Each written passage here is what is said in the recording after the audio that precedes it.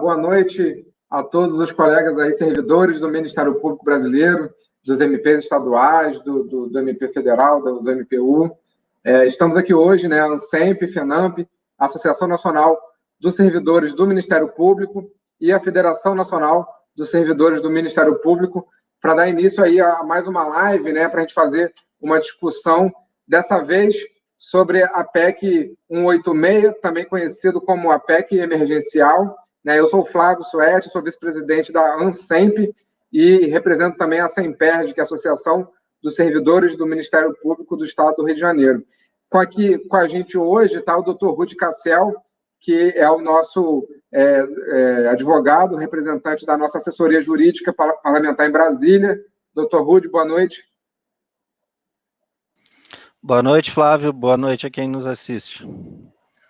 Olá, pessoal. Então, a gente vai começar essa live, né? A nossa ideia é fazer uma live bastante objetiva, para ser bastante esclarecedor a todos os colegas que têm, né, obviamente, apresentado aí bastante dúvidas em relação a como que vai ficar agora a situação dos servidores mediante, né, a aprovação da PEC 186. Várias questões vieram à tona, né, na última semana, nos últimos dias, vários colegas entraram em contato conosco e pedindo esclarecimentos, e a gente entendeu por bem fazer esse diálogo mais direto com todos os servidores e com a nossa assessoria jurídica, com o Dr. Rudy, né, que tem um conhecimento mais especializado do ponto de vista jurídico sobre essa PEC, e a gente está aqui apresentando hoje nacionalmente esse debate a todos os colegas, e aí a gente pede a todo mundo que está aí assistindo a gente no chat que participe, né, enviando a sua pergunta, até para orientar aqui a discussão, né, tirando as suas dúvidas, porque a PEC abrange várias questões, tem questões fiscais, tem questões que abrangem a União e tem questão que abrange os municípios e os estados, né? E nós, como principalmente Ministérios Públicos Estaduais, a gente vai dar um enfoque maior a essa questão estadual, lembrando sempre que cada estado tem uma peculiaridade, né? Tem a sua realidade particular, e nessa realidade a gente vai precisar, se alguém tiver alguma dúvida, pode perguntar para a gente poder tentar aprofundar em cada questão. Mas é importante esse debate de hoje. A gente está agradecendo, queria agradecer a presença de todo mundo e começar esse debate, infelizmente, né, fazendo um destaque aqui, os dados do dia de hoje, do dia 18 de março, ainda não foram atualizados, né? A atualização costuma ser aí por volta das 20 horas, mas no dia de ontem, com os dados de ontem, a gente tem cerca de 885 mil mortes confirmadas, né, de casos de Covid. Então, estou fazendo esse registro, né, que o país passa por essa crise profunda, e a ANSEMP e FENAMP, como sempre, querem marcar posição, né, cobrando aí as autoridades públicas pela a necessidade de cada vez mais avançar em relação à vacinação e aos cuidados em geral. E a gente, enquanto entidade de classe, a gente sempre defende, principalmente, que os ministérios públicos, as administrações superiores, tenham, né, uma sensibilidade em relação à questão do trabalho presencial, os cuidados que precisam ser tomados.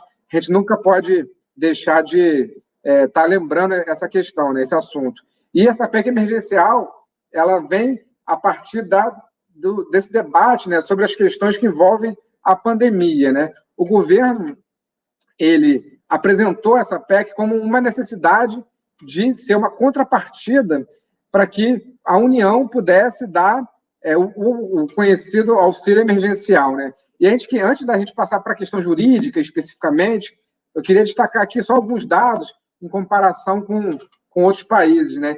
Enquanto outros países têm, nesse momento de pandemia, de dificuldade, da necessidade de aumentar o isolamento social, por exemplo, você tem aí, situações, né, casos como, por exemplo, os Estados Unidos, que não tem nada, né, de comunista, né? O país está injetando trilhões de dólares na economia mundial, né? E tanto é que ontem, né, foi a conhecida super quarta, houve um anúncio, né, em relação à questão dos juros, que eles mantiveram os juros bem baixos e anunciaram a injeção de muitos dólares para poder dar um fôlego maior à economia, não só americana, como mundial, né? Não foi à toa que o dólar aqui no Brasil caiu, e isso, você pega outros países, né, como a Alemanha, a França, tiveram vários anúncios de ajuda econômica, né, para que o país pudesse enfrentar as dificuldades nesse momento.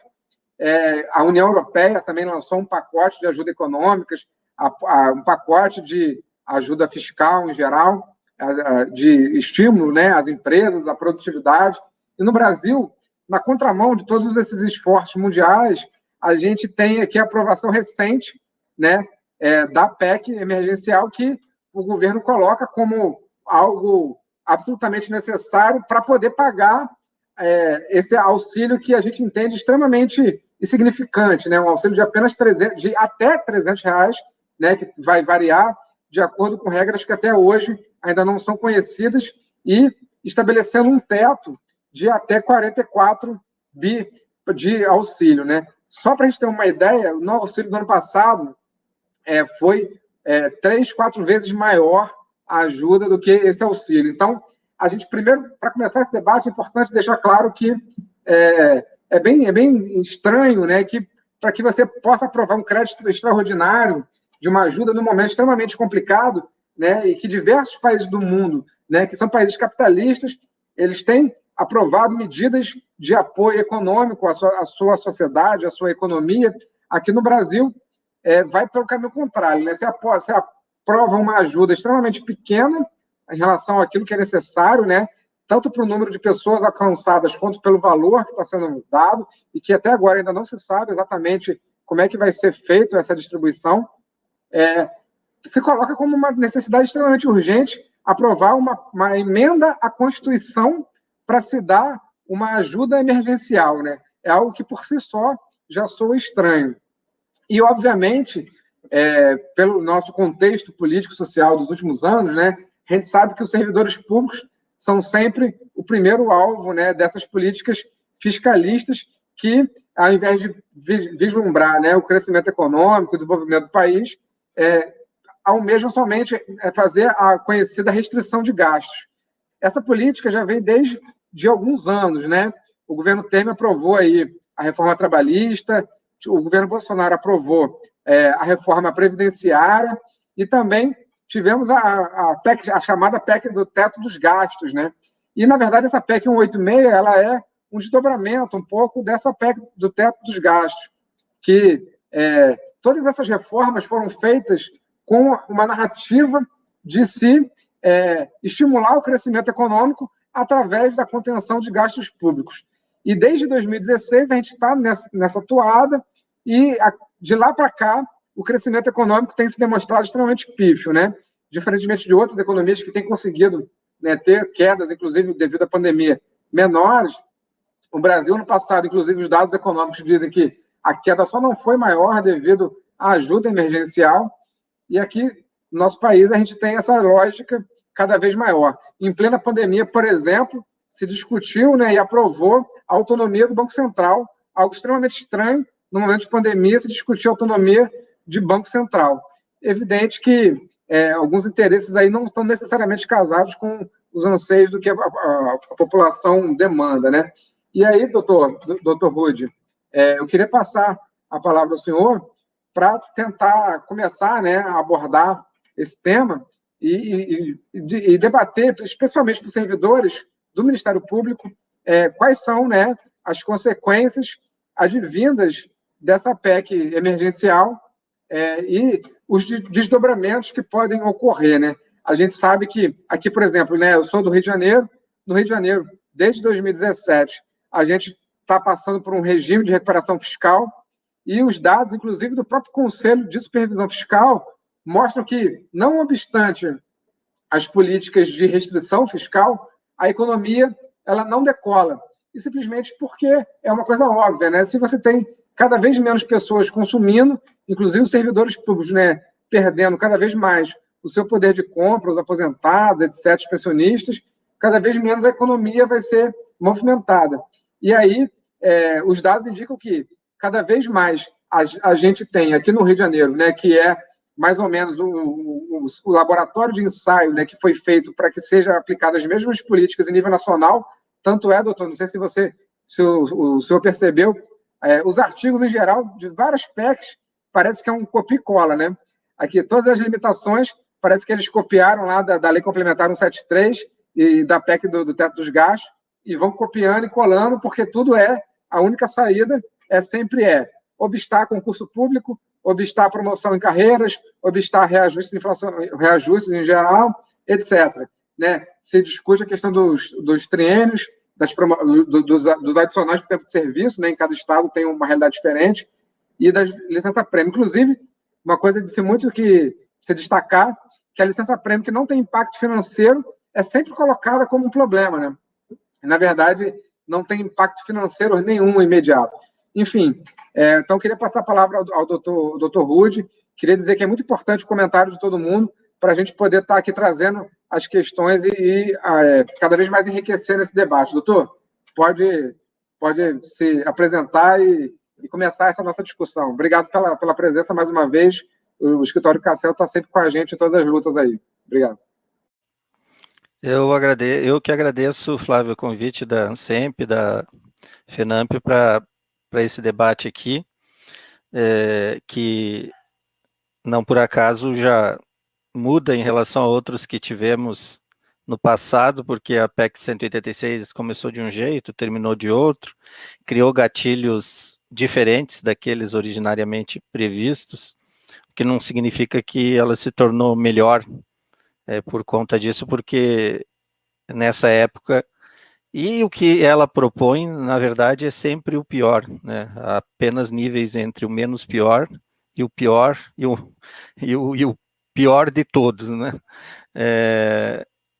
A PEC 186, ela, no dia 16 de março, antes de ontem, ela foi publicada publicada a promulgação como emenda constitucional 109. Né? Ela foi promulgada dia 15 e publicada dia 16. Então, desde o dia 16, ela está em vigor, com uma pequena diferença de aplicação temporal para os municípios. Do que ela traz, eu vou destacar aqui um artigo específico e vou comentar mais sobre ele, sem prejuízo de nos desdobramentos falarmos sobre outras coisas, mas sobre aquilo que afeta todos aqueles que mais devem interessar, aqueles que nos assistem hoje, que é a alteração que faz no artigo, a inclusão que faz no artigo 167A da Constituição. Por que faço isso e menciono o artigo 167A? Porque a emenda constitucional 109, ela traz dois grupos, né, de modificações. Um grupo de alterações para a União e outras para estados, DF e municípios. Em relação ao que antes era a regra de ouro, ela abandonou essa terminologia, regra de ouro, que envolvia operações de crédito e despesas de capital. Então, a regra de ouro, tradicionalmente, envolve que você não supere em operações de crédito, em tomada de empréstimos, o que se tem por despesa de capital. Despesa de capital é aquilo que representa investimento do Estado, investimento que pode ser medido e mantido, né, que ele não é a manutenção diária do serviço público. Mas isso foi abandonado. Então, e aí se trouxe dois novos gatilhos, né? O gatilho da União, que eu vou só falar en passant aqui, o gatilho da União envolve o conceito de despesa obrigatória primária e despesa primária total. O que é isso? A União tem o gatilho, quando eu falo em gatilho, falo o acionamento das medidas restritivas fiscais que envolve não reajustar, não repor quadros, repor apenas no caso de vacância, não reajustar vencimentos, nem adicionais, nem gratificações, nem indenizações, congelar tudo que se imagina possível em termos de remuneração ou compensação ou mesmo indenização. Essas são as consequências básicas quando se aciona o gatilho. Agora, o que é o gatilho, o que é o acionamento dessas medidas restritivas fiscais?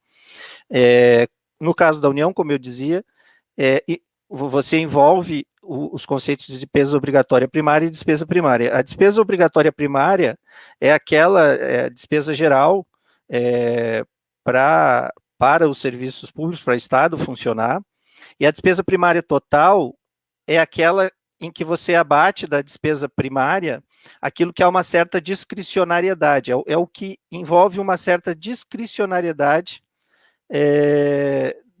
da União na aplicação dos recursos. Então, você tem uma pequena diferença entre tudo que configura a despesa primária, onde, em tese, a administração poderia decidir onde investe aquele valor. E na obrigatória primária, ela não pode fazer isso, porque são valores já pré-fixados, que envolve desde despesa de pessoal e outras. Muito bem. Então, esse é o conceito-chave de gatilho, e envolve os mesmos percentuais que eu vou mencionar agora para o Estado, para a União. Agora, vamos esquecer a União e vamos para o 167A. Eu disse que os gatilhos agora são diferentes. Agora, pouco eu falei em despesa primária para a União, nessa terminologia, e vou falar diferente agora para os estados, DF e municípios, que é o conceito de despesa corrente e receita corrente. Então, a receita corrente é a receita tributária, esses termos de orçamento e finanças públicas costumam confundir a cabeça da gente, mas receitas correntes basicamente é aquilo que o Estado arrecada ou recebe de tributos e receitas, enfim, que não envolvam propriamente, que não estejam antecipadamente vinculados ao empréstimo, enfim. Então, essa receita corrente tem por contraponto uma despesa corrente, e a despesa corrente envolve todas as despesas que o Estado tem na condução da máquina do serviço público.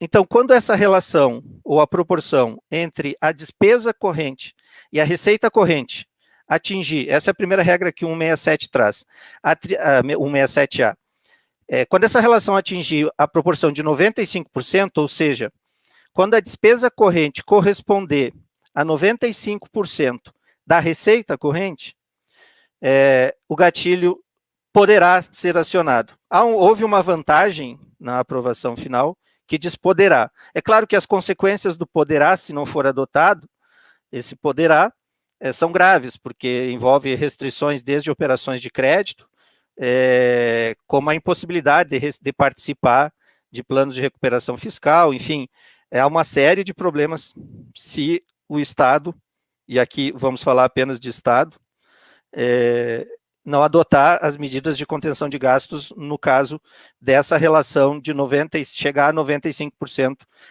entre despesa corrente e receita corrente. E aí, quais são as consequências quando isso se atinge?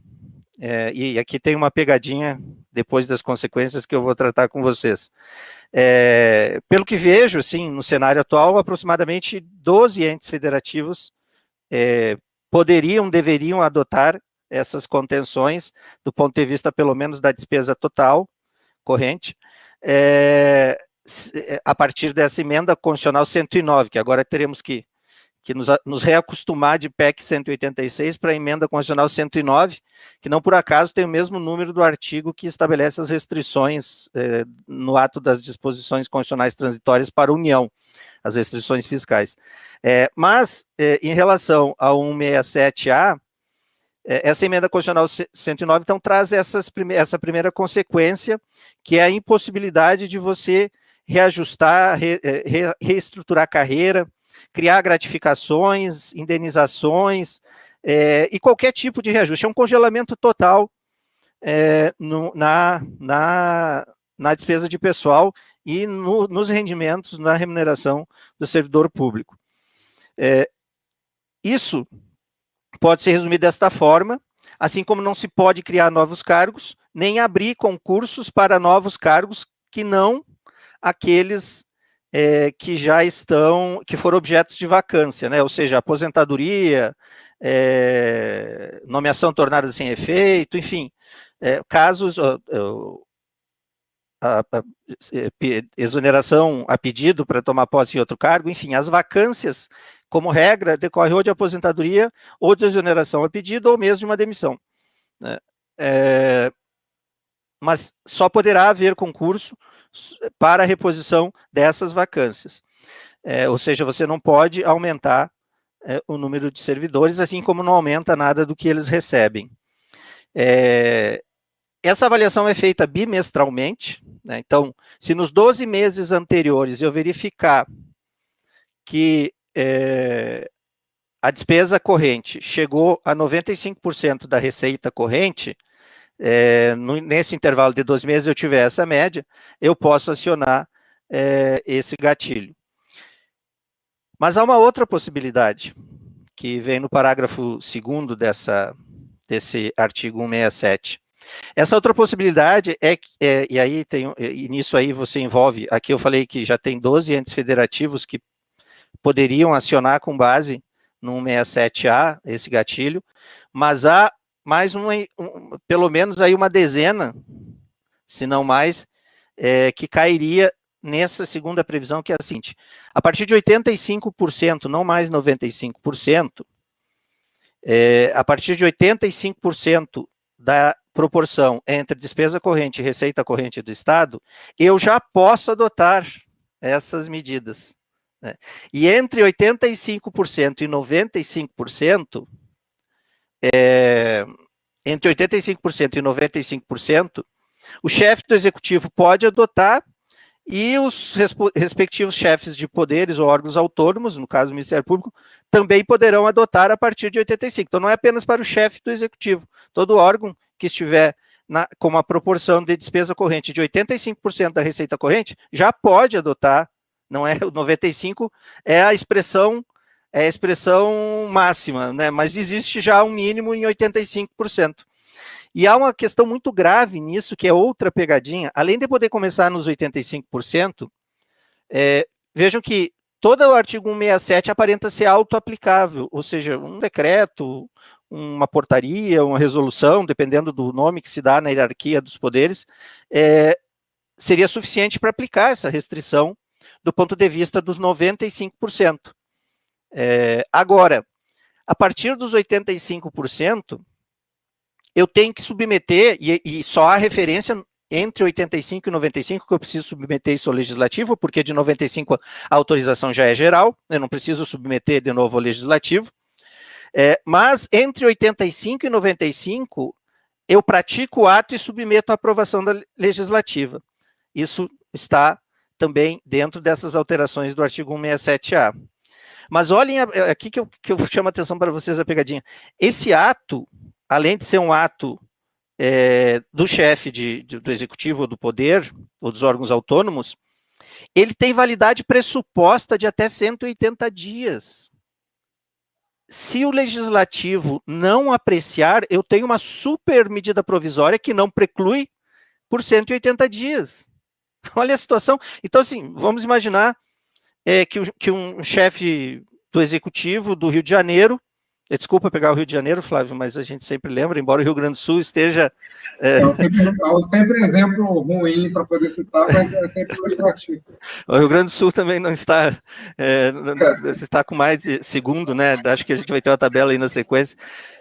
Mas o fato é que... Se me permite, se o Edu puder compartilhar, a gente tem aqui, pessoal, um gráfico que a gente fez um estudo, né, junto ao DIEESE, tanto o FENAMP quanto a ANSEP solicitaram ao DIEESE fazer um estudo específico sobre os ministérios públicos estaduais em todo o Brasil e como que está, né, no caso dos dois ministérios públicos, as despesas em relação às receitas correntes líquidas.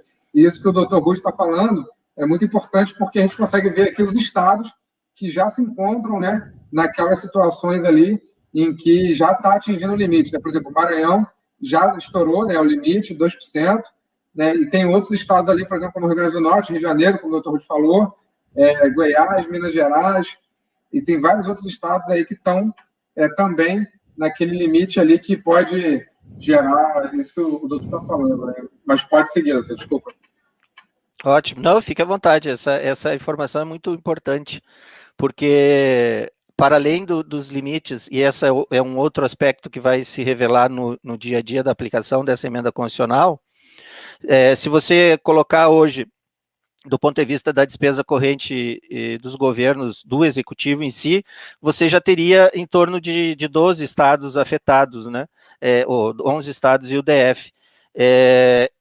Mas nós temos que separar também em relação a cada poder e órgão autônomo. Eu entendo que essa é a interpretação mais correta, porque se cada um tem a prerrogativa de adotar o ato de contenção fiscal, não tem sentido o executivo passar de 95% e o Ministério Público adotar para ele essa contenção, né? Mas o fato é que a partir de 85%, e aí o cenário fica bastante perigoso, também se pode adotar. E essa adoção, veja, vale mais tempo do que uma medida provisória. E ela pode ser renovada. Então vamos imaginar o seguinte, eu pretendo gerar uma economia lá, seja por que razão, vejo que tem 85% e quero gerar uma suposta economia, se dá para chamar o sucateamento de serviço público de economia, num cenário onde a gente decresceu gravemente em número e reposição de quadros ao longo dos últimos 10 anos, e principalmente de 2016 para cá.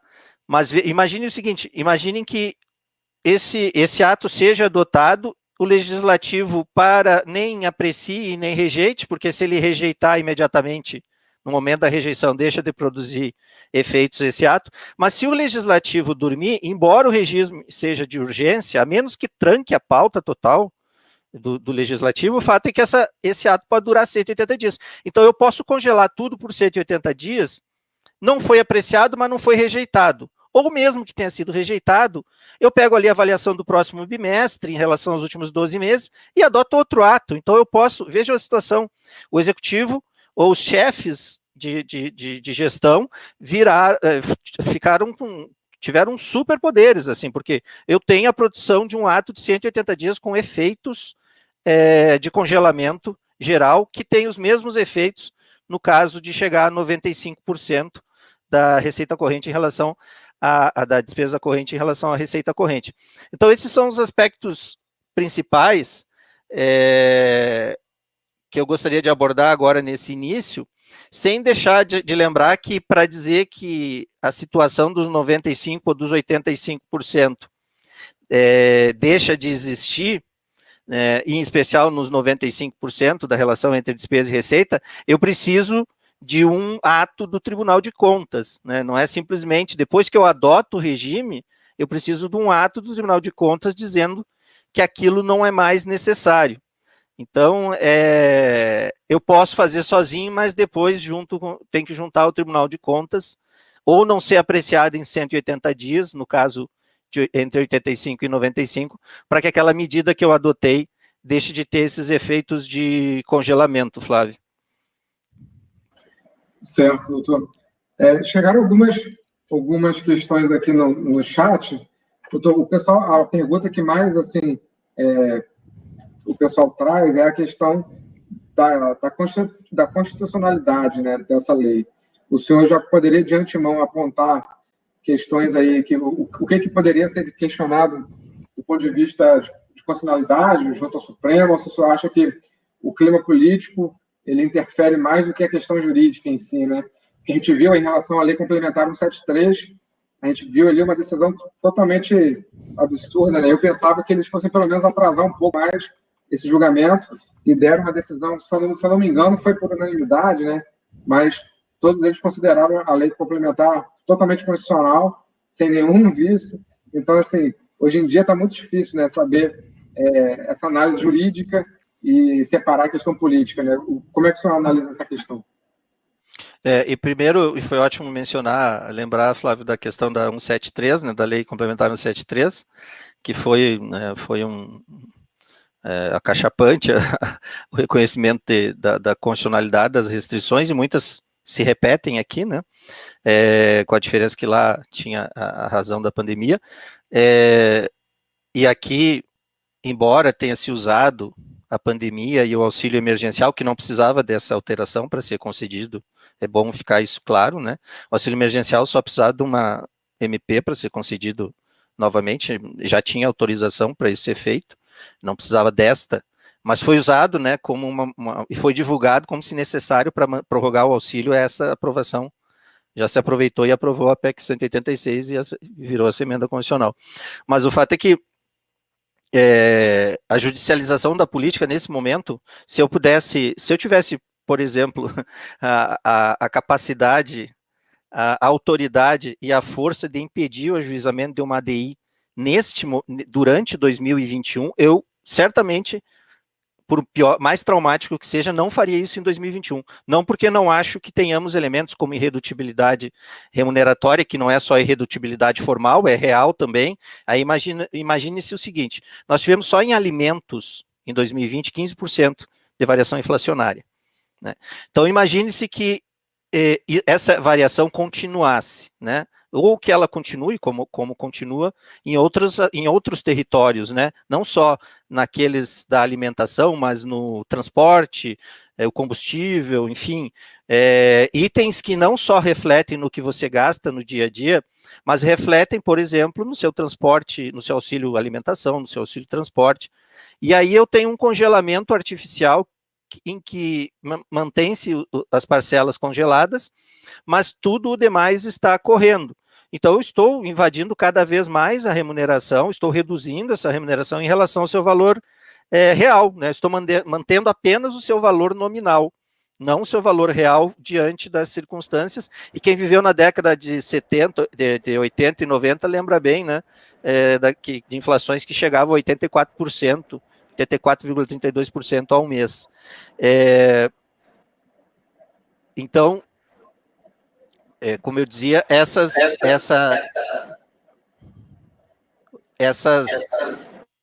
oh, tá dando um eco aqui, será que é meu?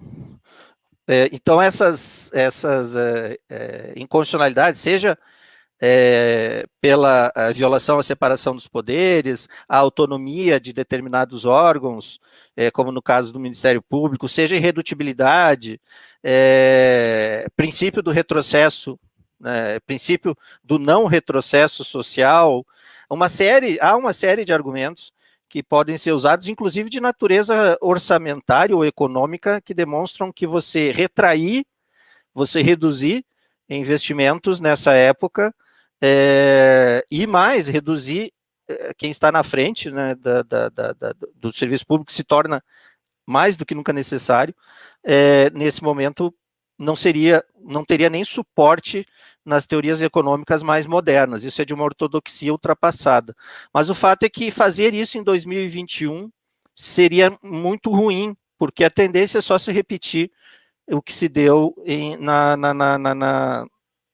na lei complementar, no julgamento da lei complementar 173. Então, embora seja possível, eu não faria isso em 2021, e não acredito mesmo que depois, embora depois, do ponto de vista estratégico, que passasse a pandemia, pelo menos, o cenário poderia ser outro. Uma coisa é você discutir isso num cenário de retomada econômica, outra coisa é você discutir isso num cenário que, não sei, pode até gerar um novo decreto de calamidade pública. É bem ruim você discutir durante esse período. Claro. E, doutor Rui, é importante destacar uma coisa, porque é o seguinte, né? A PEC do teto dos gastos estabelece que em 2026, né, quando separar 10 anos dessa PEC, ela possa ser rediscutida, né, os seus índices e tudo mais. E, na verdade, o governo e muita gente ligada à área econômica fiscalista estabelece o seguinte: não, o reajuste, né, mesmo com a PEC emergencial, o reajuste dos servidores, ele não está proibido, né? É possível fazer o reajuste, mas o Estado que passar ali os 95%, vai ter que decidir se ele optar por fazer o reajuste, ele tem que abrir mão de diversas coisas, né? Principalmente os financiamentos que a União estabelece, os apoios de diversas linhas de crédito, etc. Então, gente, assim, na prática, o que se tem? Estabelece uma narrativa jurídica que, não, juridicamente, realmente, é possível você fazer um reajuste. Só que aí, eu pergunto ao senhor, a gente falou aqui, a gente mostrou os índices em relação ao Ministério Público, mas os estados em geral, por exemplo, no caso do Rio de Janeiro, o estado do Rio de Janeiro já está chegando ao teto. Então, assim, o governador pode fazer. Só que para ele fazer isso, ele vai ter que dizer o seguinte: não, eu abro mão de toda a linha de crédito do governo federal. Então, qual é o governador, hoje em dia, com toda a crise, com a perda de receita, etc., que vai se contrapor aí, né, à opinião né, da grande mídia, etc., de todas as pressões econômicas, para dar um reajuste, mesmo que seja inflacionário, aos seus servidores, com o risco de ser, né, crucificado de ser criminalizado de que destruiu a economia porque deu um mero reajuste inflacionário aos servidores, né? E é sempre bom deixar claro aos colegas que todas essas limitações que a gente está falando, o doutor Rudi colocou muito bem, são sempre despesas primárias, né? Não se fala nunca sobre as limitações, porque se fala muito em questão da dívida, mas se coloca a dívida só do ponto de vista das despesas primárias que o governo tem. Então, na verdade, não há uma limitação para o endividamento em si, né? O endividamento público em si. Existe o problema sempre é que o mercado não quer que o governo invista mais no serviço público, né? E sim, ao contrário, que se garanta sempre o pagamento e a tranquilidade em relação ao mercado. E eu acho engraçado que a gente fala muito sobre o mercado, né? E, na verdade, a gente perde um pouco a realidade das coisas, né? Alguns autores clássicos aí falam muito sobre o fetiche que é produzido no capitalismo, né? O fetiche do próprio dinheiro, do poder monetário. E, na verdade, o problema é que o mercado, na verdade, ele é para ser um termômetro da economia e não da direção da economia, né? E o que se tem hoje em dia, principalmente com essas políticas de restrição fiscal, de autonomia do Banco Central, é o contrário. Assim, toda a opinião, a decisão pública, política pública, ela está condicionada ao que as políticas que o mercado quer, e não necessariamente aquilo que é bom para o mercado é bom para a sociedade, né? A gente vê aí vários países aí que têm compromisso com a sua sociedade, eles dando um incremento importante, né, de gasto público, porque quando se fala em gasto público, se entende que é sempre algo ruim, né? Então, quando você fala, por exemplo, em despesas obrigatórias, que é o caso que a PEC, né, o doutor Rudi, a PEC fala assim, tem que ter 95% das despesas obrigatórias, que é o teto.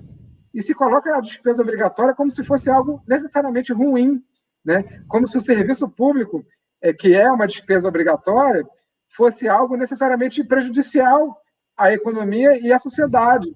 Na verdade, não é, né?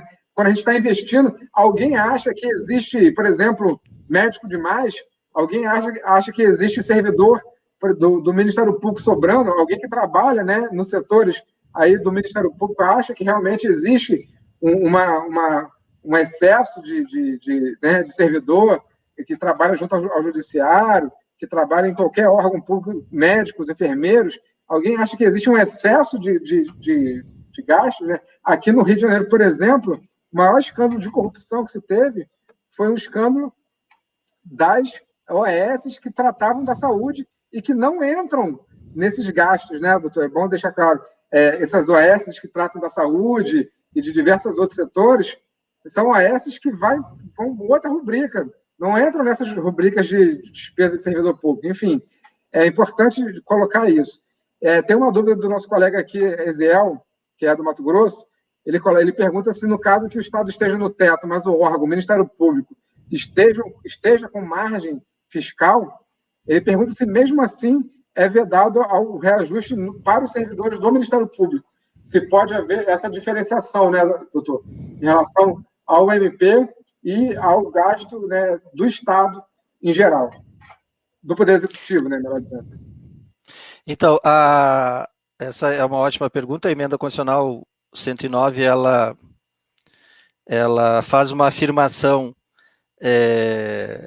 quando no seu artigo, no caput da redação que a emenda constitucional 109 dá para o artigo 167A, ela apenas afirma que o gatilho é disparado quando a relação entre despesa corrente, no caso dos estados, né, despesa corrente e receita corrente supera 95% no âmbito dos estados, do DF e dos municípios. Mas, nos municípios, parece-me que aproximadamente 2.400 municípios seriam atingidos por essa emenda constitucional, ou pelo menos estariam autorizados, né, a promover os congelamentos desde já. Mas o fato é que ela faz essa afirmação geral na cabeça do artigo, e no final do mesmo artigo, ela faculta ao Executivo, Legislativo, Judiciário, Ministério Público, etc., até chegar na Defensoria Pública, aplicar esse mecanismo de ajuste fiscal. Então, ao mesmo tempo em que ela fala de tudo no sentido global, ela disciplina os atos individualmente. Então, na nossa interpretação, e espero que assim seja entendido no âmbito do Ministério Público, isso tem que se refletir no orçamento do Ministério Público, porque o Ministério Público é que tem que adotar a restrição. Por que o Ministério Público vai adotar, se ele pode adotar ou não, porque ele vai adotar se ele não chegou, Ministério Público, dentro da sua alíquota orçamentária, não chegou nesses 95%, né? E mesmo entre 85% e 95%, ele tem a opção de adotar ou não, ele não se sofre a restrição. Para vocês terem ideia exatamente de quais são as restrições no caso de não adoção, ou seja, o titular de poder, ou o governador, não está obrigado a adotar isso. Mas quais as consequências que o Flávio, inclusive, mencionou antes aí? Se ele não adotar, se não adotar as medidas durante o período, e essas medidas, vejam, restritivas, essas medidas de contenção, elas têm que ser declaradas como atendidas pelo Tribunal de Contas do Estado. Para ser consideradas atendidas, o Tribunal de Contas tem que declarar que eles atenderam. Eles não estão reajustando, aplicaram restrição, congelamento de tudo, enfim. O Tribunal de Contas tem que analisar e vai emitir um certificado, a declaração de que aquele poder, se chegou, se está obrigado a aplicar isso, ou se não está obrigado, mas está no limite, se ele aplicou ou não.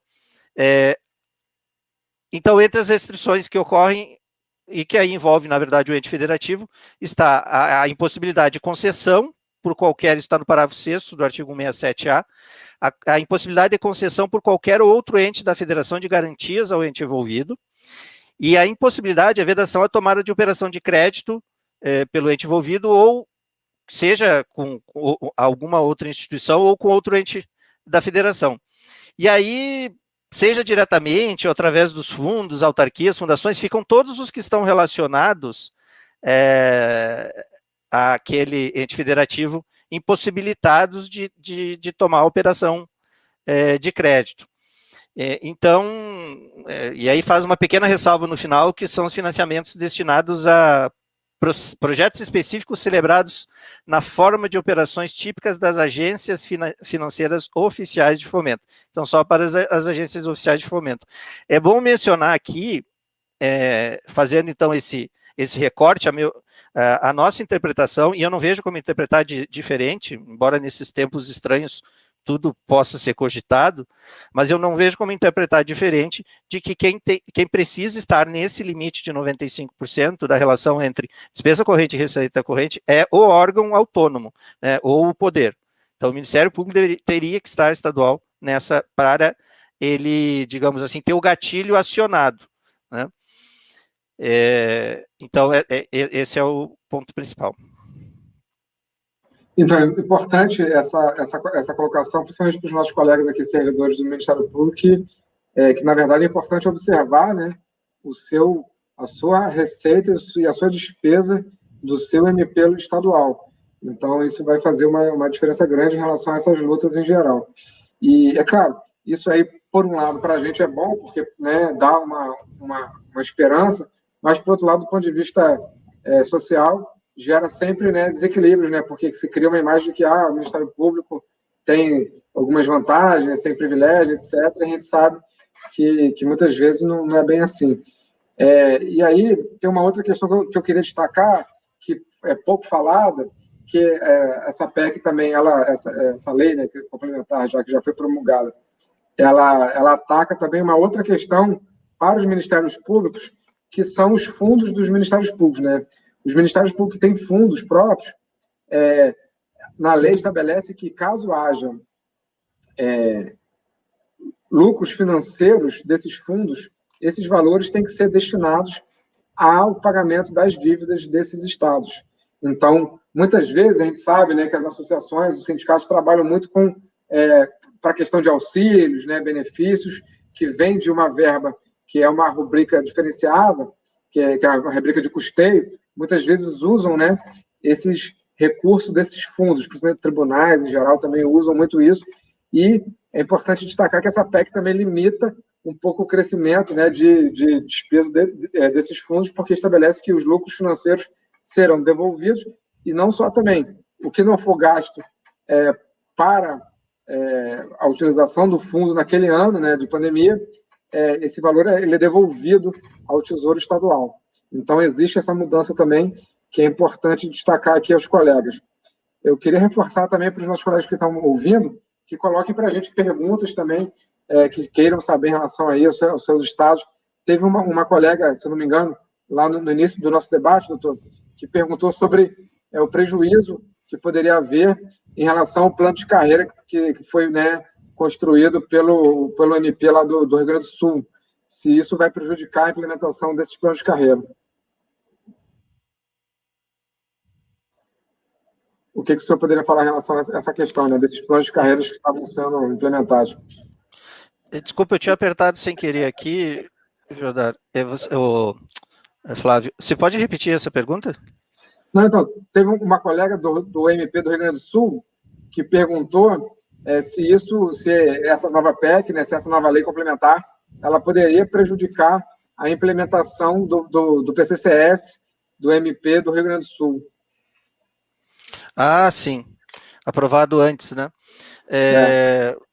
O nosso problema aí é se você aplicar o gatilho, ela não faz diferenciação, a diferenciação que a emenda constitucional faz em relação à execução de sentença judicial transitada em julgado por fatos anteriores à restrição à emenda constitucional.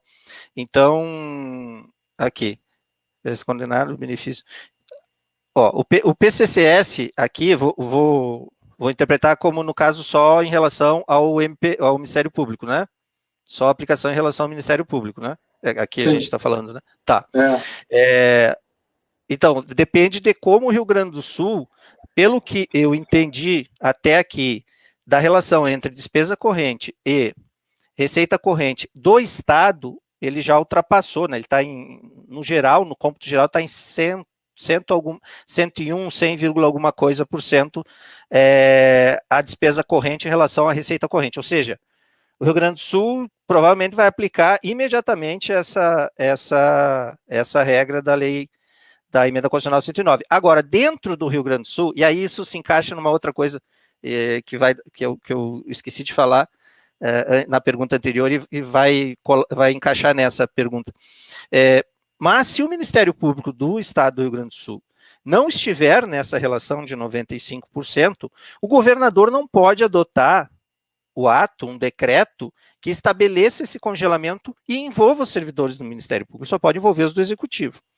Então, aqui, Flávio e Cristiano, que fez a pergunta também, aqui caberia tanto uma ação pelo sindicato envolvido ou associação com pedido de inconstitucionalidade incidental desse decreto, isso é uma ação coletiva que tramita no primeiro grau, como, diferentemente do que eu falei antes em relação ao geral das emendas, porque aqui a gente está falando do ato concreto que discorda da emenda, caberia também uma DI estadual. Então, vamos imaginar que o governador adote o congelamento e, sem querer, ou o Ministério Público interprete que aquele congelamento envolve os servidores do Ministério Público, inclusive o PCCS do Rio Grande do Sul. Isso é inconstitucional. Por que é inconstitucional com a emenda constitucional 109? Porque a emenda constitucional 109 não diz isso, inclusive ela é explícita em dizer que quem tem que adotar esse ato é o chefe do Ministério Público, não é o governador. Então, é inconstitucional. Aqui tem chance, se houver aplicação. Mas aí é importante ter os dados exatos de como está a relação dentro do Ministério Público, e aí fazendo uma filtragem da despesa corrente em relação à receita corrente.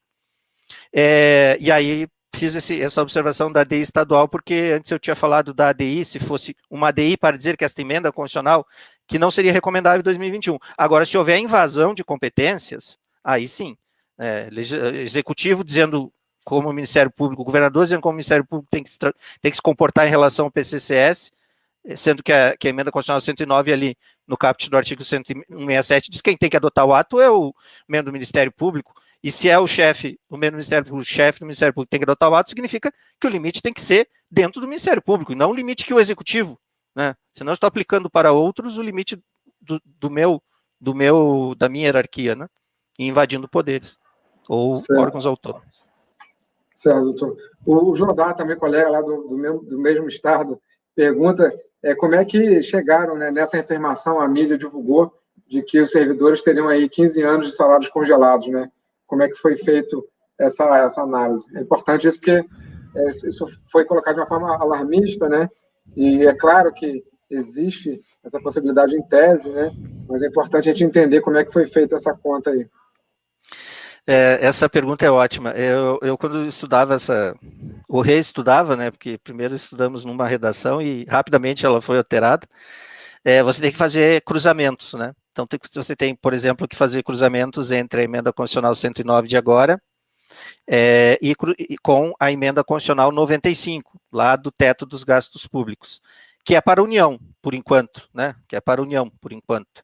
Mas quando você cruza a emenda constitucional 109 e por enquanto o Estado não tem esse cruzamento, né? Mas é daí que saiu essa ideia maior. Vamos imaginar, tem duas formas de eu levar por 15 anos o congelamento. Um deles é eu nunca sair dessa relação de 95% entre despesa corrente e receita corrente e sistematicamente, dentro do Ministério Público, vamos então fazer um recorte, eu sistematicamente ficar por 15 anos com 95% ou mais da despesa corrente do Ministério Público, da receita do Ministério Público, comprometido em relação à receita corrente. Então, essa é a forma de durar 15 anos. Fora dessa forma, o que existe pelo menos por enquanto, a menos que estados e DF sejam incluídos, né, adotem o teto dos gastos por 20 anos, que foram adotados em 2016 pelo presidente Michel Temer para a União, o que acontece aqui que dá mais 15 anos, nós estamos exatamente mais 15 anos, Flávio, a emenda constitucional do teto dos gastos, 20 anos a partir de 2016, vai até 2036, aí eu chamo a atenção para quem está nos ouvindo aí para ver onde é que vem o cruzamento. A emenda diz que toda a despesa primária, na verdade a despesa, vamos pegar aqui uma linguagem mais simples, a despesa de pessoal, mas é a despesa primária em geral, ela só pode equivaler àquela despesa do orçamento do ano anterior, no máximo mais o IPCA. Se eu tiver espaço, eu dou IPCA. Se eu tiver reajustado a remuneração ou tiver feito mais nomeações, nem o IPCA eu posso dar. Então, eu estou trabalhando com o orçamento do ano anterior, mais o IPCA. Isso é o que importa. Então, o orçamento do ano anterior, mais IPCA, condiciona hoje na União e até 2036 o orçamento do ano seguinte. No máximo, mais IPCA. Não quer dizer que possa, se houver, por alguma razão, um extrapolamento natural da despesa. Mas o máximo que eu posso aumentar, se eu fosse considerar apenas tudo está estacionado, eu tenho uma margem para dar um reajuste, tenho uma margem livre para dar reajuste para servidor. A emenda do teto diz que eu posso, no máximo, dar o IPCA daqueles últimos 12 meses, é o máximo que eu posso dar. Seja como reestruturação, seja como revisão geral, não posso dar mais que o IPCA. Bem, é isso. Mas, onde é que se cruza? Isso o pessoal da União, talvez... tenha sido especialmente atingido e não sei se todo mundo percebeu. Mas quando eu aplicar, a União deve chegar aos 95%, embora já possa aplicar hoje, né? Tem muito economista liberal dizendo que o pessoal, as pessoas estão fazendo estardalhaço, mas só em 2024, essa é outra mistura que dá nisso, só em 2024 isso seria aplicado para algum poder. Na verdade, isso só é verdade em relação à União, especialmente porque ela está na taxa entre 92,4%, 90%, ou perto de 90%. O Executivo Federal parece que está em 92,4%. E em 2024 ele atingiria os 95%.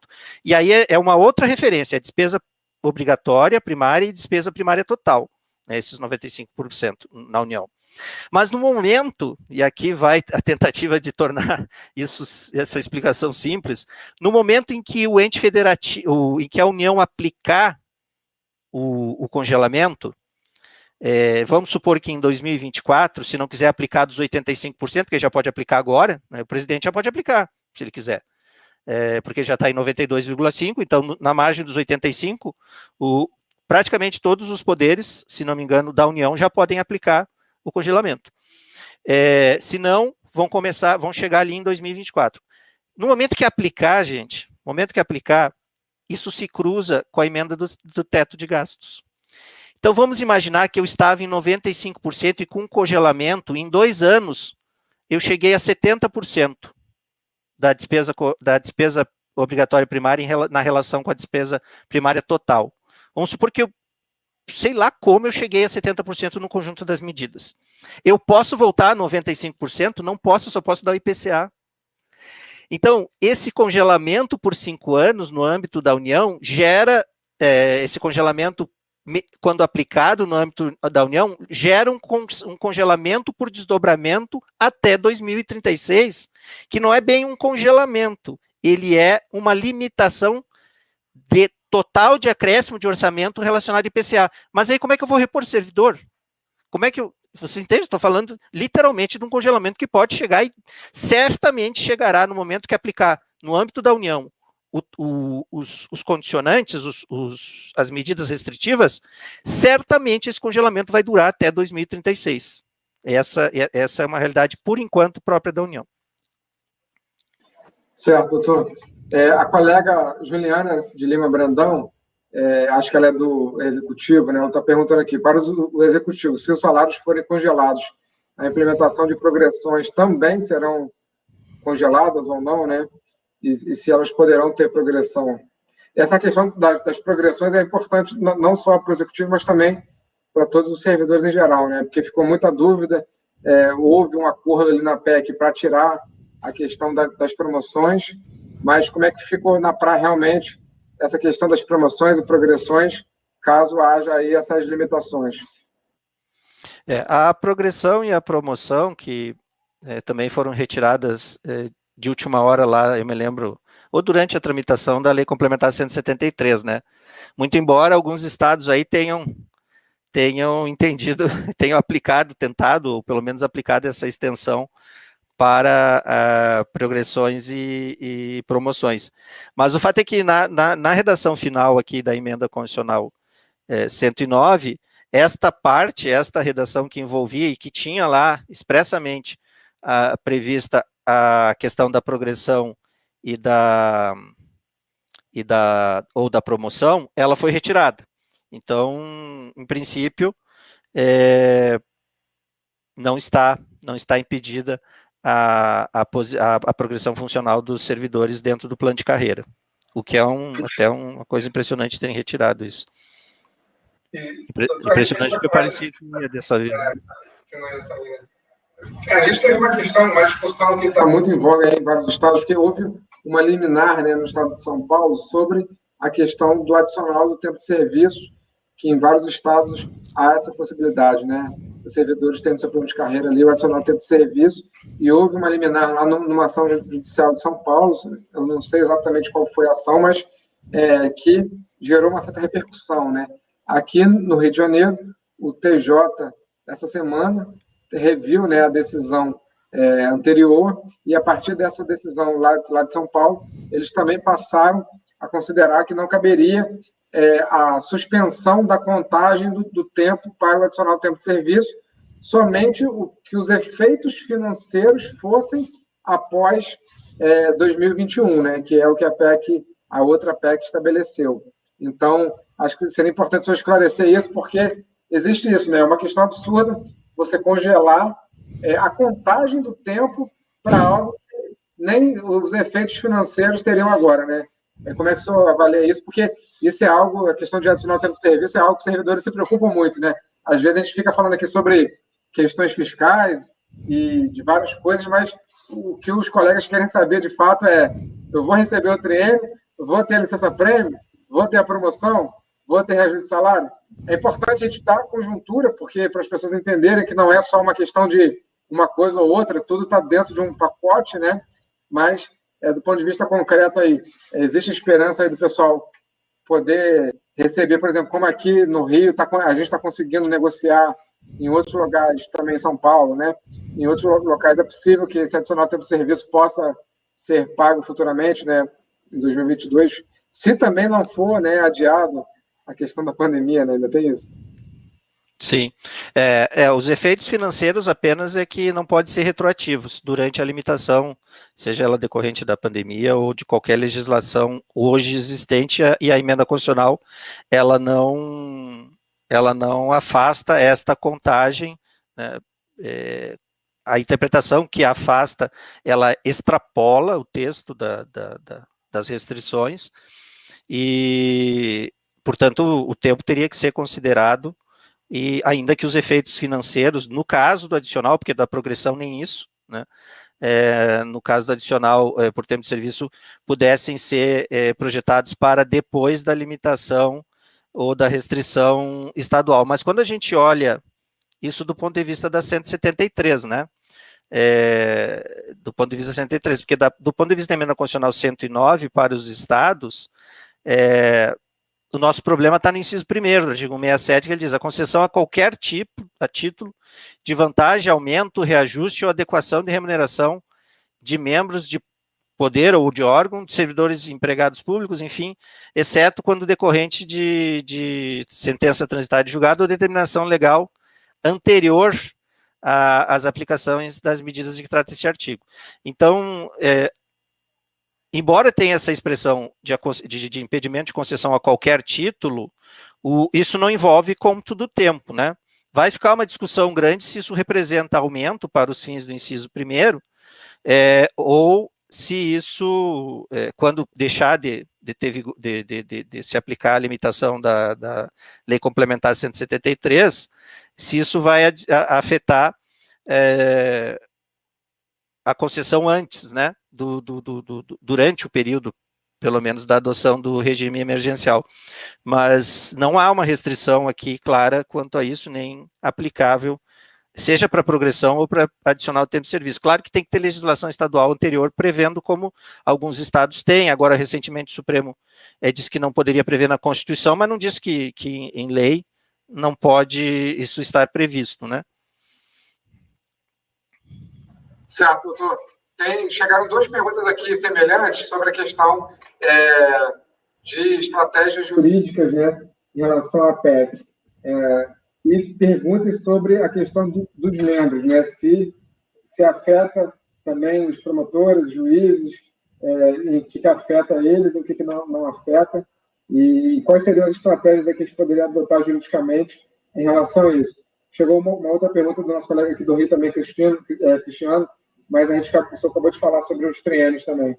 Mas em relação a essa questão, estratégia jurídica e se afeta, né, os membros de poder também. Sim, afeta os membros, especialmente no tópico dos 95%, né?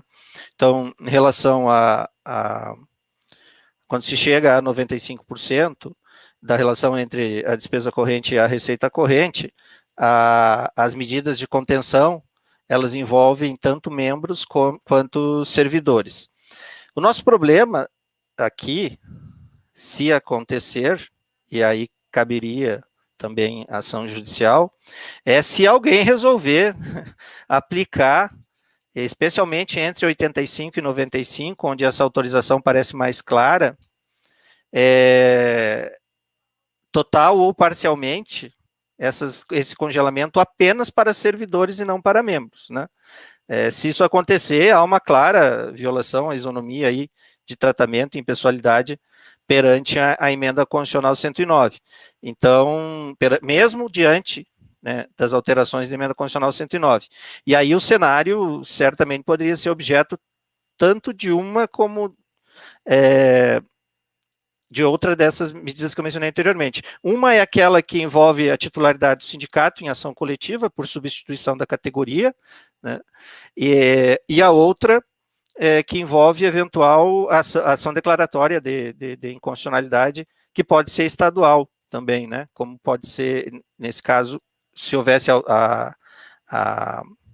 a configuração ali de uma evasão de competência ou da aplicação separada, você poderia cogitar de ADI estadual ou de ADI federal.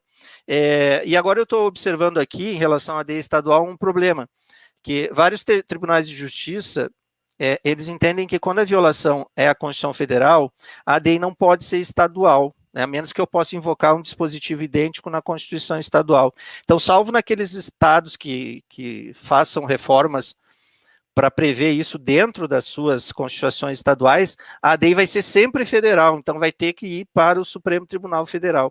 E aí os legitimados são outros, né? No caso da ADI, porque aí os legitimados são confederação sindical, a entidade de classe de âmbito nacional, são aqueles do artigo 103, né? Por óbvio, os agentes de poder não vão entrar com uma ADI, dificilmente entrarão com a ADI aqueles titulares institucionais, né? Você teria aí partido político, confederação sindical, entidade de classe de âmbito nacional, basicamente, e, fora disso, Conselho Federal da Ordem dos Advogados. Essas seriam as únicas entidades, digamos assim, fora do aparato institucional puro, que poderiam fazer alguma coisa.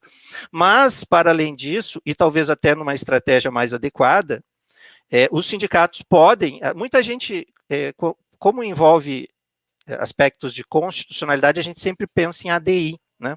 Quando fala em inconstitucionalidade pura, em decretar a inconstitucionalidade, em declarar a inconstitucionalidade, melhor dizendo. Mas há uma medida judicial, que é a ação coletiva com pedido de inconstitucionalidade incidental, que pode ser anulatória de um ato específico, que aplique de forma indevida aquela restrição. Então, essa seria, a meu ver, a estratégia mais adequada para sindicatos, entidades de classe associativa, sindicais, que estivessem diante dessa situação. Porque você vai para a justiça de primeiro grau e não vai direto numa ADI para o Supremo, né? Que aí, a menos que você tenha uma transferência de legitimidade para uma outra entidade que esteja muito afinada com isso e tenhamos lá no Supremo um posicionamento tendente a ser favorável, mas o Supremo só vai votar favoravelmente nisso se a violação for gritante, como, por exemplo, num caso do governador criar limitação para o Ministério Público, sendo que o Ministério não está nem perto do limite, né? Ou, eventualmente, embora ainda ache que nesse caso a ação, dispersar essa ação entre as justiças estaduais seja melhor do que concentrar tudo no Supremo, até por uma questão de que pode ter a justiça estadual de um determinado estado que ajude como precedente outro estado, enquanto que se você vai ao Supremo é tudo ou nada, né? Aí você não tem mais outra forma de discutir. Mas então teria essa possibilidade de ação coletiva. Certo. A nossa colega Vânia Leal, que é da ANSEB também, colega lá do Maranhão, está preocupada com a questão dos gastos, né? Que o Maranhão, o MP do Maranhão já atingiu os 2%. Ela faz uma pergunta aqui um pouco complicada, que é o seguinte: ela queria que a gente fizesse uma relação entre o Plano Mansueto, a nova fórmula de cálculo dos limites da Lei de Responsabilidade Fiscal e essa emenda 109 com a questão dos gatilhos, né? Qual seria a relação ali que poderia haver entre essas três? Acho que o senhor comentou em algum momento sobre a relação do teto de gastos e essa emenda, mas ela está pedindo um esclarecimento novamente ali.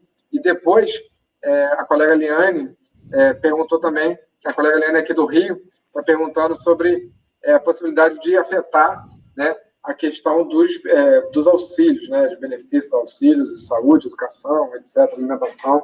Como é que poderia haver reajustes aí desses, ou se não poderia haver? Sim, o Plano Mansueto ele foi absorvido, na verdade, entre outras coisas, pela PEC 186, mas depois foi alterado em relação ao gatilho, né? O gatilho, boa parte das restrições que o Plano Mansueto trazia foram mantidas na PEC 186, mas o gatilho só é que modificou, que o Mansueto era centrado na regra de ouro, que era operação de crédito versus despesas de capital. Então, eu não podia ter operações de crédito que excedesse a 95% das despesas de capital, que são despesas de investimento, não de manutenção, de pagamento de salário, enfim. Então, isso já caiu, né? Essa parte do gatilho já caiu, o que vale é exatamente isso, despesa corrente e receita corrente. Agora, Mas os demais itens das restrições do Plano Mansueto, aquilo que foi mantido está ali nos parágrafos e incisos do 167A, que envolve todos esses congelamentos, possibilidade de reposição de quadros, salvo no caso de vacância, enfim, tudo isso. E outra parte lá que estava na PEC 188, que foi parcialmente incorporada também pela 186, que agora virou a Emenda Constitucional 109, em relação à situação fiscal dos entes federativos. Mas, em relação à emenda constitucional do teto dos gastos, a lei de responsabilidade fiscal, ela pergunta aqui também, os limites da lei de responsabilidade fiscal, que no caso do Estado é de 60%, e para o MPU 2%, né, se não me engano ali, 0,2%, né? Agora eu fiquei com o MPU e legislativo confundindo na cabeça. Mas 60%, sendo que dos 60%, a parte que cabe ao MPU é de até 2%, né? Ou melhor, de 2%. Então, isso permanece. É dentro desses 2% que você verifica a relação entre despesa corrente e receita corrente.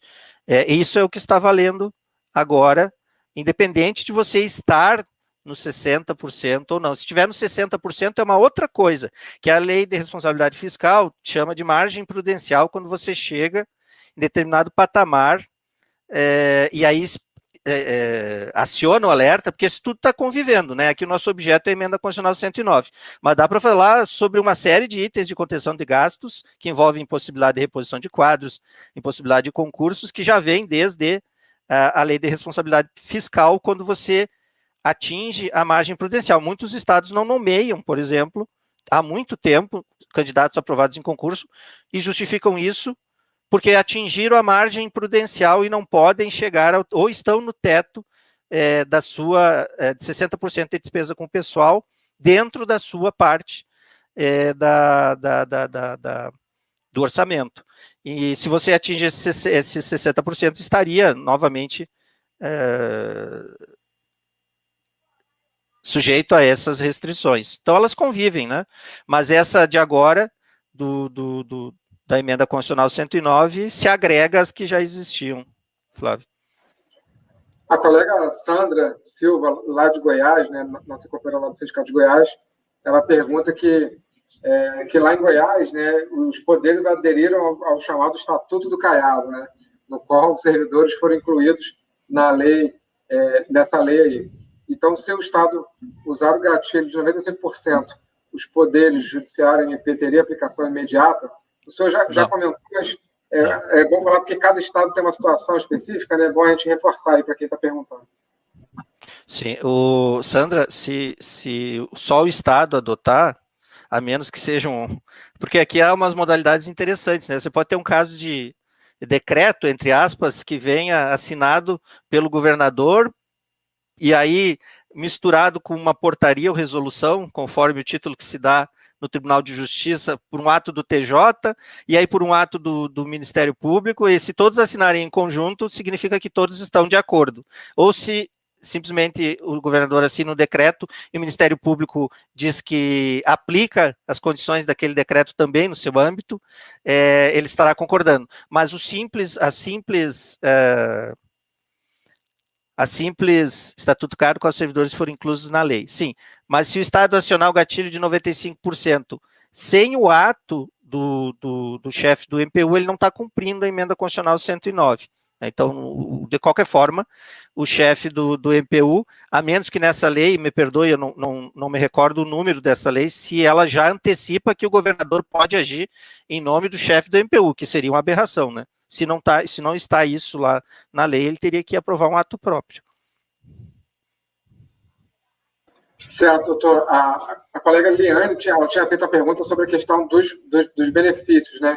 Como é que isso pode afetar a possibilidade de reajuste de benefícios de saúde, alimentação, transporte, etc.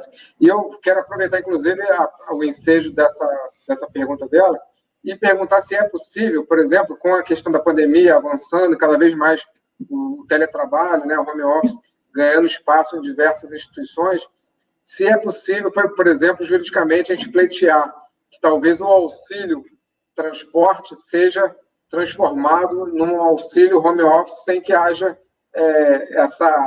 esse rompimento, né, desses limites aí. Se de repente você, por exemplo, mantiver o mesmo valor e se transformar somente a rubrica para outro nome, é possível fazer isso?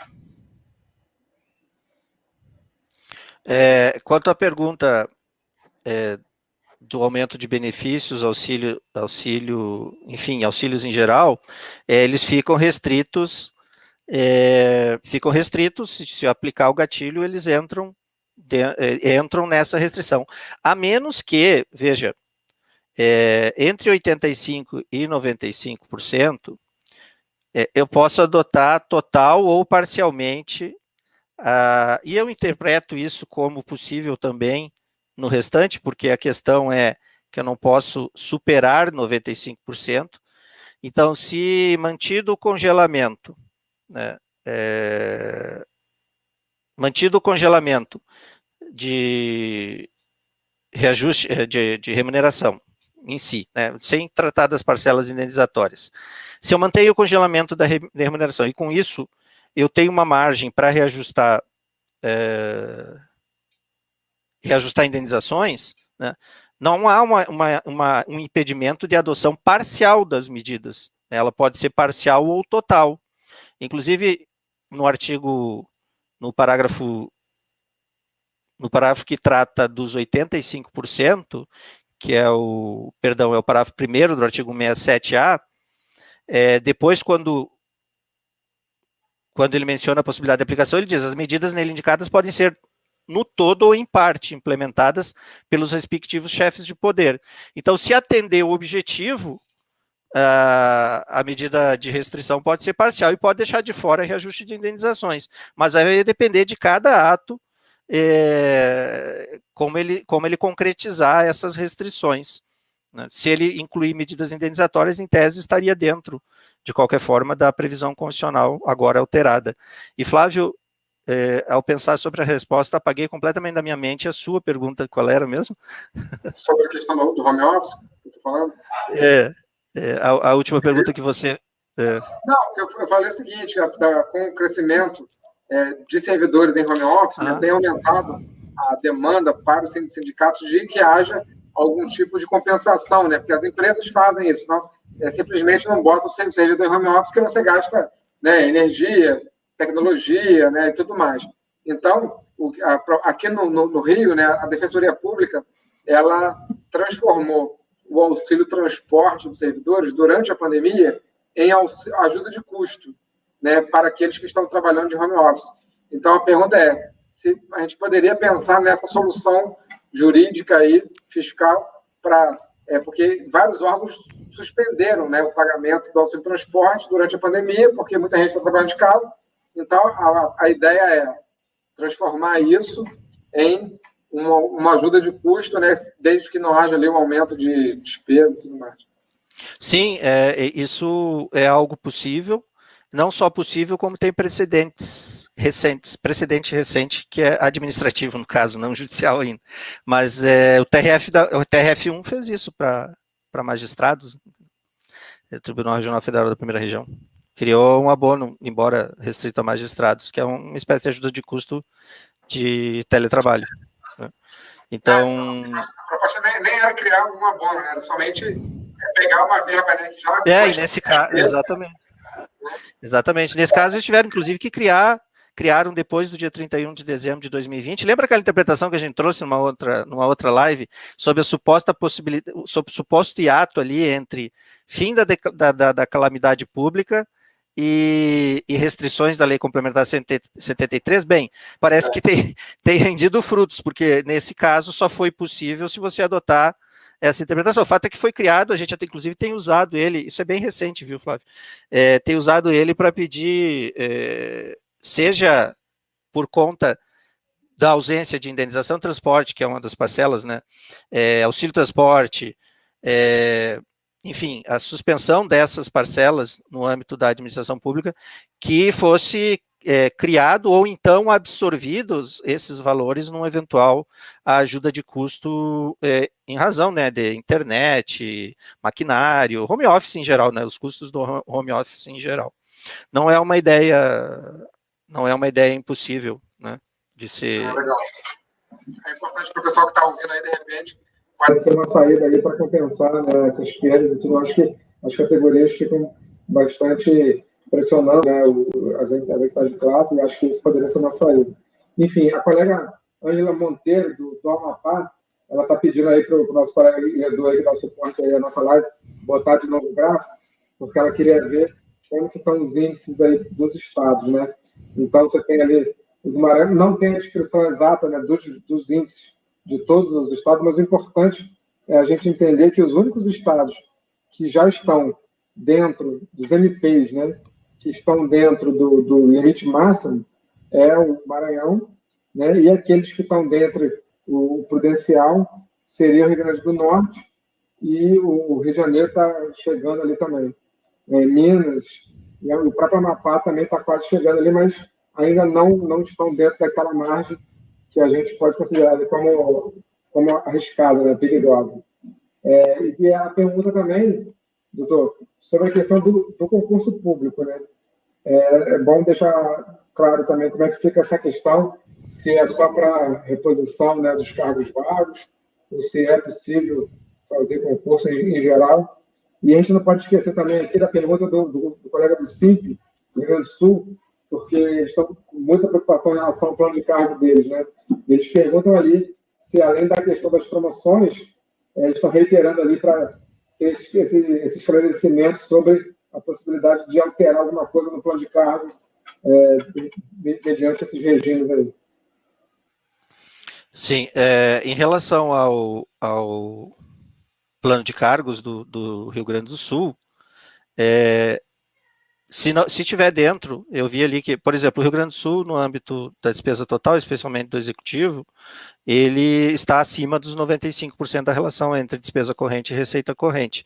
Mas no Ministério Público, é um estado, por exemplo, que tem que observar isso, o Ministério Público do Rio Grande do Sul é especialmente interessado em fazer essa diferenciação, né? Aqui é um exemplo até que serve como paradigma, porque um exemplo que serve como paradigma é bom, né? Por ser um paradigma já é um exemplo. Mas, não, um paradigma não seria exemplo, seria uma referência, estaria mais para um arquétipo, né?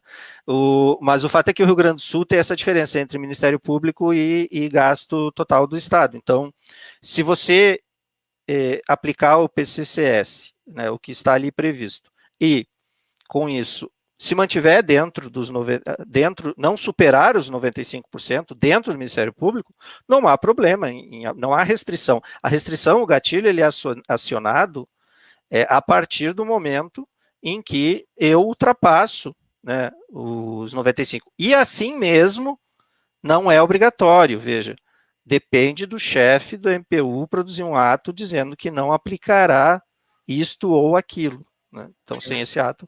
Os colegas aqui do MP do Rio Grande do Sul estão falando aqui que eles estão no gasto deles é 1,54%, então eles estão, né, dentro daquela possibilidade, né, de mexer.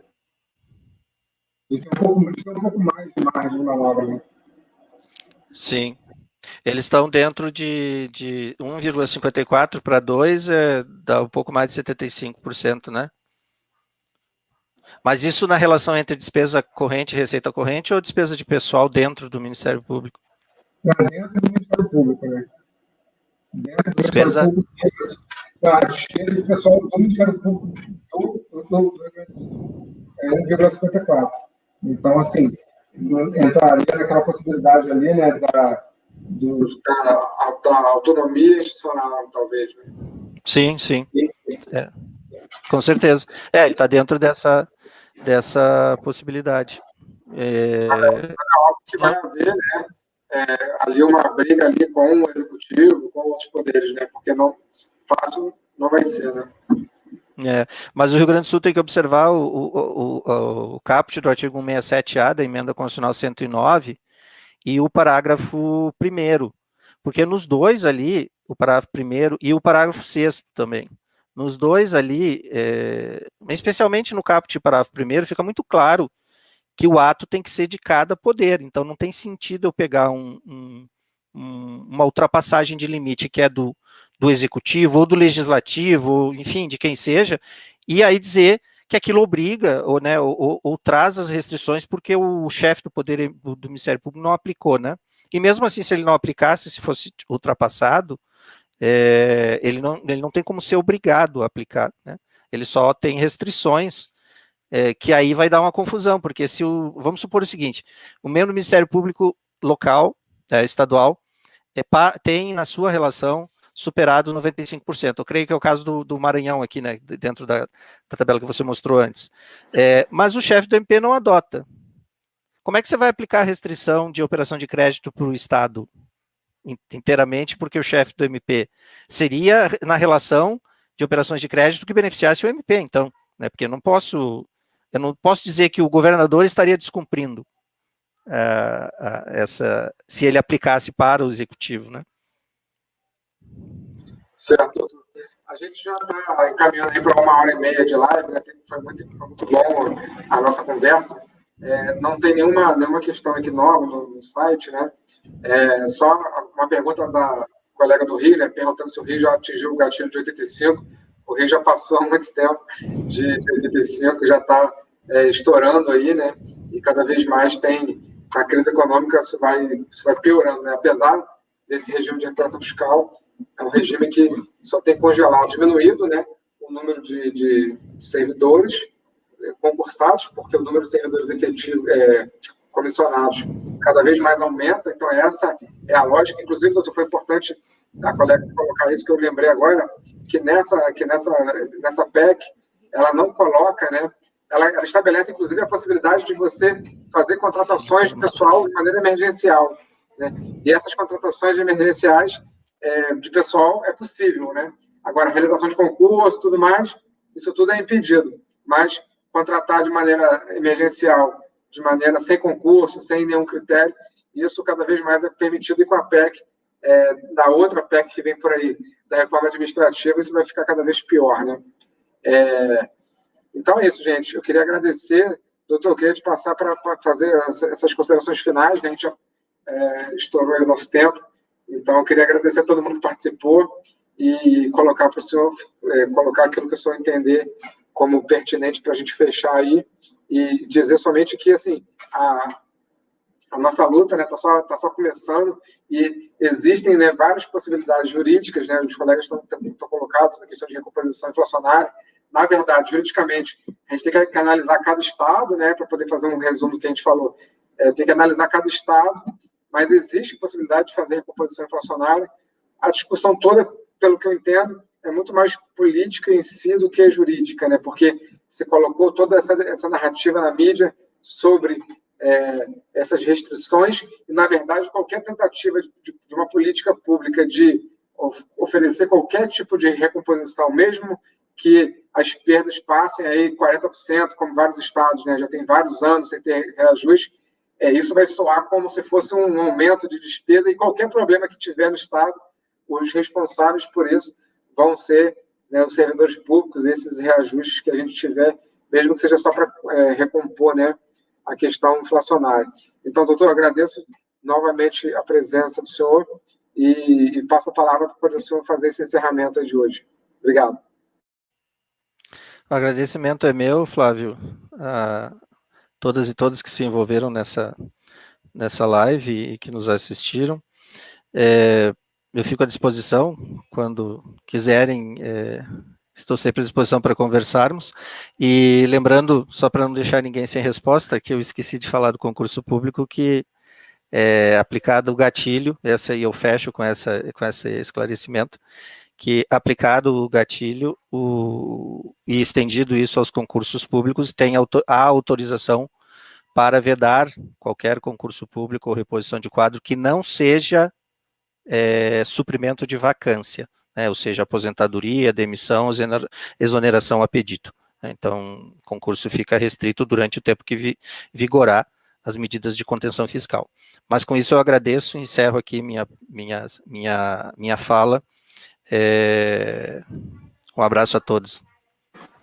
Um abraço, pessoal. E só para fechar de verdade, lembrar a todos do dia 24, tem uma mobilização nacional, né, contra essas reformas, em geral, contra a reforma administrativa, contra as políticas, né, de restrição fiscal e em defesa aí da nossa vacinação em massa e etc. Então, é importante que todo mundo participe e continue acompanhando. As nossas entidades estão aí lutando, e é importante cada vez mais que os servidores participem, né, e lutem conosco, porque o que a gente pode fazer, a gente está fazendo, e as nossas assessorias jurídicas aí estão sempre, né, buscando alternativas. Então é isso, gente. Obrigado, doutor Rude, obrigado a todos que assistiram a gente até agora. Acompanhe a gente nos nossos canais. É importante deixar o like aí para poder o vídeo, porque o vídeo vai ficar disponibilizado no nosso YouTube, nas nossas redes sociais. Então é isso, pessoal. Quem puder compartilhar, compartilhe. E eu agradeço a todo mundo. Pessoal, obrigado. Um abraço e até a próxima, gente.